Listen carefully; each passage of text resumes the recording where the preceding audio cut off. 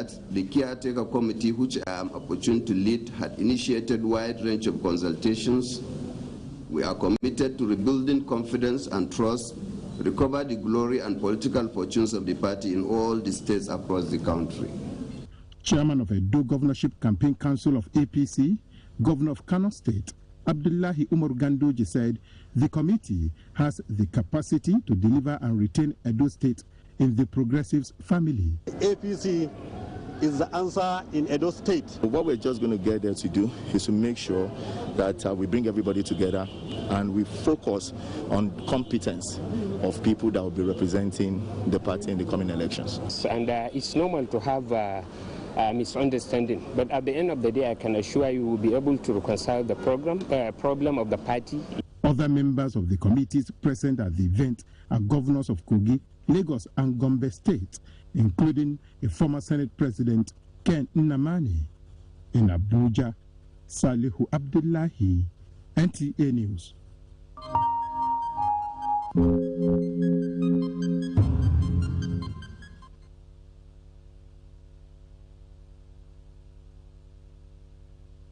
Reports just reaching us has it that the presence of some security personnel was observed early this morning at the Ondo State House of Assembly premises at Alagbaka. NTA News gathered that the lawmakers were inside, not allowing journalists to gain access into the complex. All efforts to reach out to the chairman of the House Committee on Information, Honorable Benga Omoli, to give us insight into what is happening were futile. The Presidential Task Force on COVID-19 has called on the Independent National Electoral Commission, INEC, political parties and candidates to strictly adhere to the guidelines on COVID-19 during their campaigns. Some states will be holding state and local government elections this year. Therefore, we've developed these guidelines to support everyone involved, political parties, INEC, but most critically, Nigerians that will be going to vote. We strongly encourage the use of TV, radio, mobile vans, social media, and other forms of communication as we solicit for votes, as our politicians solicit for votes. We advise careful adherence to mass gathering guidelines. And finally, in this particular case, we really want to urge our politicians, our leaders, to take responsibility and lead by example.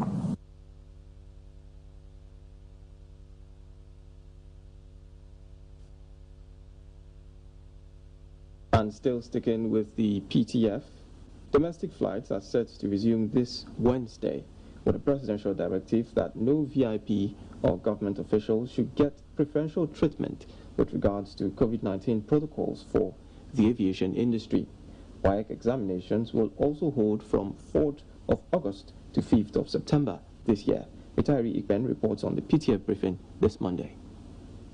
Lagos and Kano airports have been certified by the Ministry of Aviation to resume domestic flights, beginning with Lagos and Abuja this Wednesday. However, there will be strict enforcement of COVID-19 protocols for the aviation industry. Big men, especially military men, ministers, members of the National Assembly and the judiciary are culprits. They have all this, their PAs and SAs and returns of people that are not traveling, and they insist they must take them inside and onto the aircraft by protocol. This will not be allowed, will not be permitted, they will be stopped. Meanwhile, WAEC examinations scheduled for 4th of August will hold in more than 19,000 centers to be decontaminated nationwide. The states who are willing should make their schools available for their children to revise. We have the list of all the schools that need to be decontaminated and disinfected before resumption. I also represented Mr. President by commissioning the 10,000 housing units in Borno State. This is all geared towards resettlement and rehabilitation of the IDPs. Prospective evacuees should keep in touch with the embassies, missions, consulates in the countries in which they find themselves. The PTF warned that relaxation of COVID-19 restrictions is not a license to throw caution to the wind. I therefore encourage all Nigerians to get tested to enable us fight this pandemic. I need to hear appeal to citizens, especially those COVID-positive patients who feel those symptoms at all, not to take invitation to treatment centers as persecution. To encourage access to testing for COVID-19 among Nigerians, the PTF says more hospitals will be designated nationwide as sample collection centers. In Abuja, Mitaire Ikbeng, NTA News.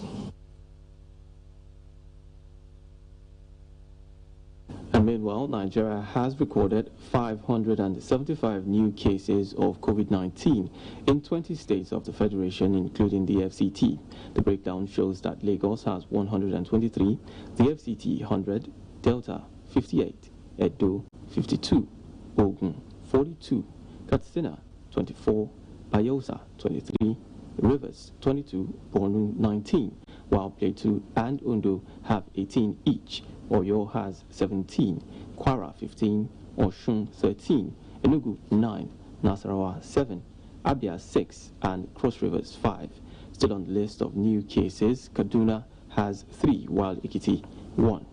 The total confirmed cases of COVID-19 in the country as at 6th July 2020 is 29,286. 11,828 patients have so far been discharged after recovery, while 654 deaths have been recorded. This is Panorama coming to you from the Lagos studio. We pause here for a break. More reports when we return. Cleared by the World Health Organization as a global pandemic. While clinical trials are ongoing for a vaccine and a possible cure, there is no known treatment for the coronavirus. Nigeria has recorded some of these cases, and people are advised to take these preventive measures to keep themselves safe and contain the further spread of the virus. Wash your hands frequently with soap and water, or use hand sanitizers all the time. Maintain social distancing. Avoid touching your eyes, nose, and mouth. Practice respiratory hygiene. If you have fever, cough, and difficulty breathing, seek medical care early. Do not panic. Stop the spread of unconfirmed news. Follow the official government news outlets and report all cases immediately. This message is brought to you by the Nigerian Television Authority, NTA, Africa's largest television network.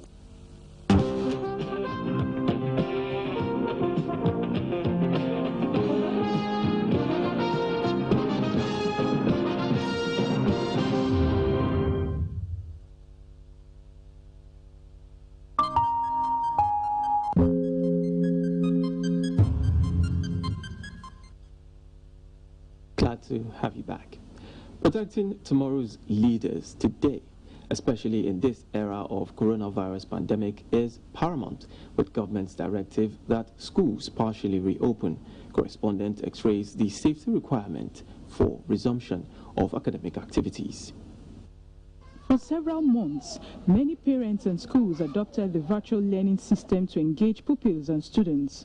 This alternative has saved the gap following the closure of schools, in line with the stay-at-home guidelines for the prevention of coronavirus. I take Zoom classes, and I also try to memorize the Holy Quran. Lagos State government is set to partially reopen schools for those in transitional classes to return to classrooms. The commencement date for this will be from Monday, August the 3rd, 2020. Yes, I'm very happy. We've basically been preparing for this our entire lives. Parents have raised concerns over certain issues. Where I have concerns is with the teachers. Most of them come by bus to school. That's a concern. So the teachers and administrators have to protect themselves very well so that they don't pick up anything and pass on to the students. Let them know they are not to share any of their personal effects with anybody. Do not exchange face masks or face shields or anything like that with anybody. Stick to your own thing. And we are appealing to them to ensure that they provide for our students at least nose masks. The students are preparing mentally and otherwise after weeks of being closeted. In Lagos, Amaka O, NTA News. To speak further on protecting the Nigerian child from COVID-19 is a public health consultant, Dr. Alero Roberts. Many thanks for joining us, Doctor. Thank you very much for having me. Now, children hardly get infected by COVID-19. This is a medical fact. But what are the consequences of this information? First of all, let me correct you. Children do get infected by COVID-19 just as much as adults do. The difference in the disease manifestation, they do not manifest the symptoms as severely as adults do. And there are a couple of reasons that are being investigated for this. Number one, it could be that their immune systems, being younger, are stronger.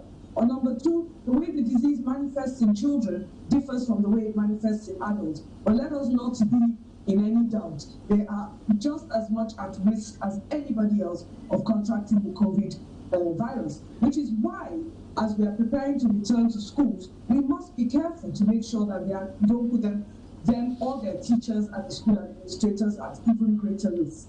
And that's the key thing that I think that we should be looking at here.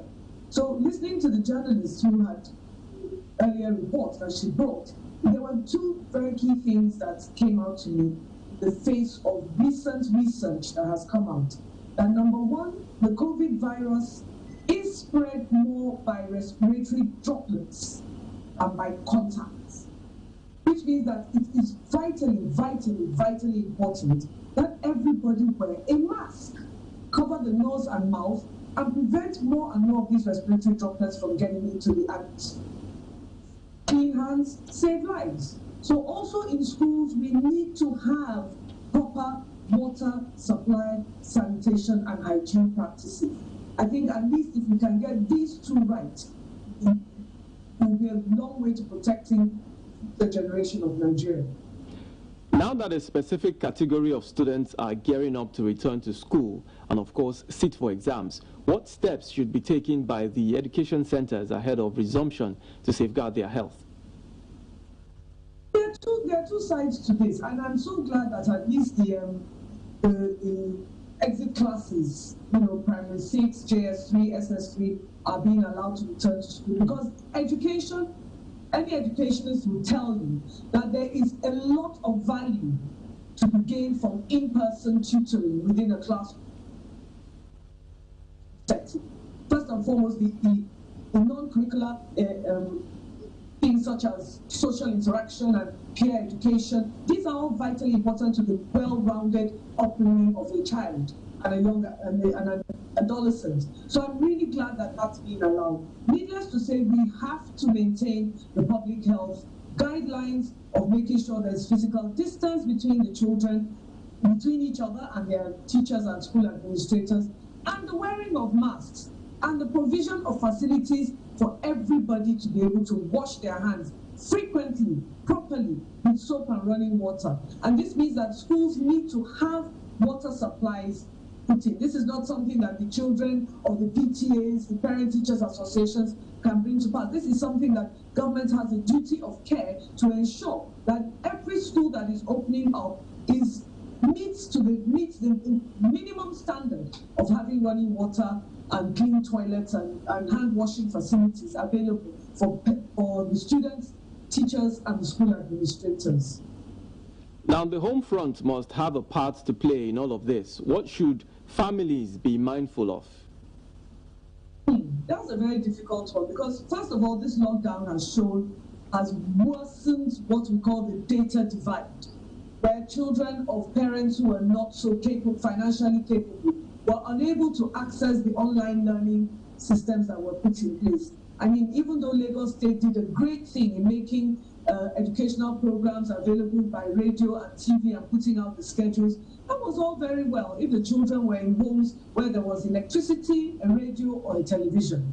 Where there were none, this was the problem. So as the schools return, we are going to see a worsening of that divide between the children who were able to access learning online and those who were not. So families need to team up with the school administrators and the teachers to make sure that as fast as possible, this gap is narrowed. Otherwise, it escalates as the children go on in their educational careers, where children who could have and should have achieved their full potential in STEM, arts and humanities are now left behind because of poverty, because of the poverty data divide.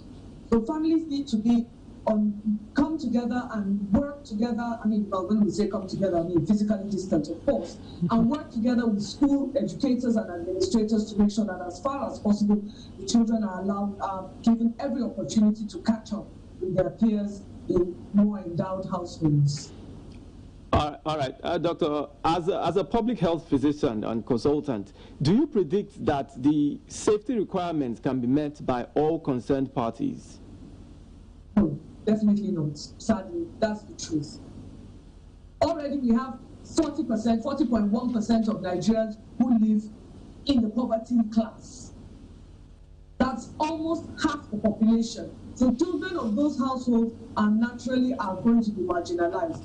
We contribute to 20% of the global proportion of children out of school. Nigeria contributes 20% of that. So we have a huge, COVID just showed this up and made it look more stark in its reality. It's always been there. This is something that we're... All right, Dr. Alero Roberts, thank you so much for your time and insight on Panorama.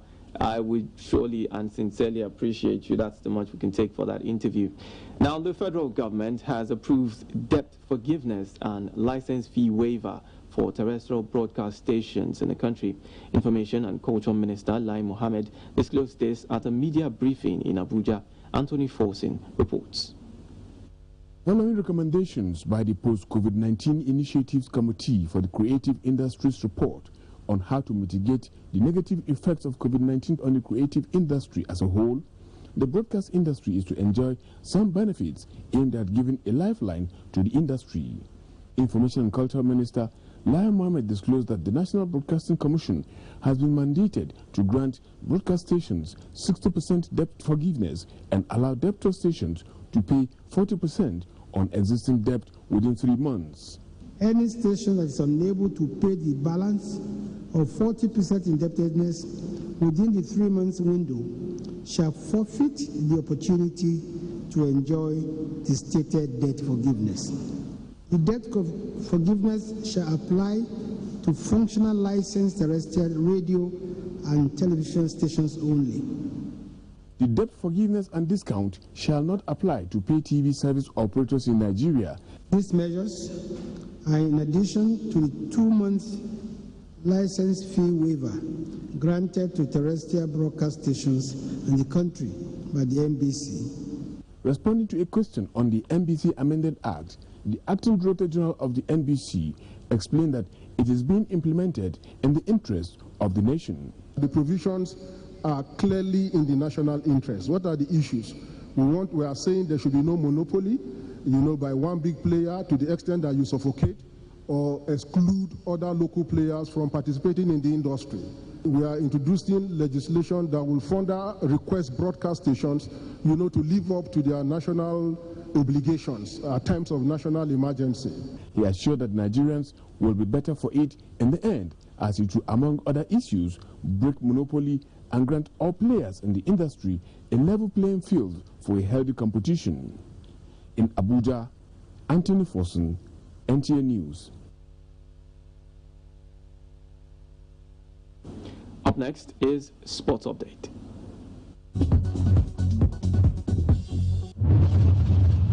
Coaching philosophy defines how a team functions and plays, and it has become necessary in modern football for Nigerian coaches to develop a well-defined system for their teams.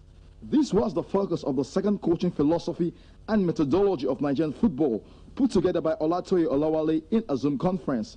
The coaches were educated on how to scientifically prepare a team from the player's perspective and develop a game model. My philosophy has always been educating my players about the game to see the picture of the future. The values we can add to football development in Nigeria.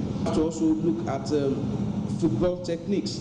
In a related development, Nigerian football enthusiasts have expressed their views on eventual commencement of the Nigerian leagues without fans, as has been witnessed in other parts of the world. NFF, give us a final conclusion.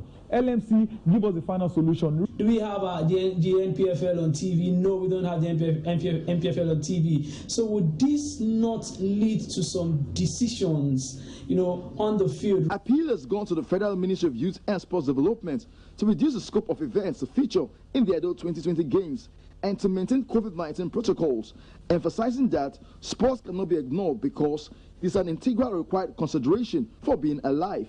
Individual sports can start immediately. Disinfect the environment, observe prescribed public hygiene standards, test the status of all the people involved. It will be remembered that the Ministry of Sports recently submitted a copy of a COVID-19 sports code and resumption protocol to the National Assembly and the Presidential Task Force on COVID-19. With Sports Update, Gift George, NTA News.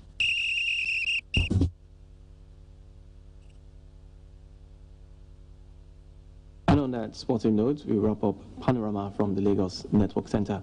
Many thanks for watching.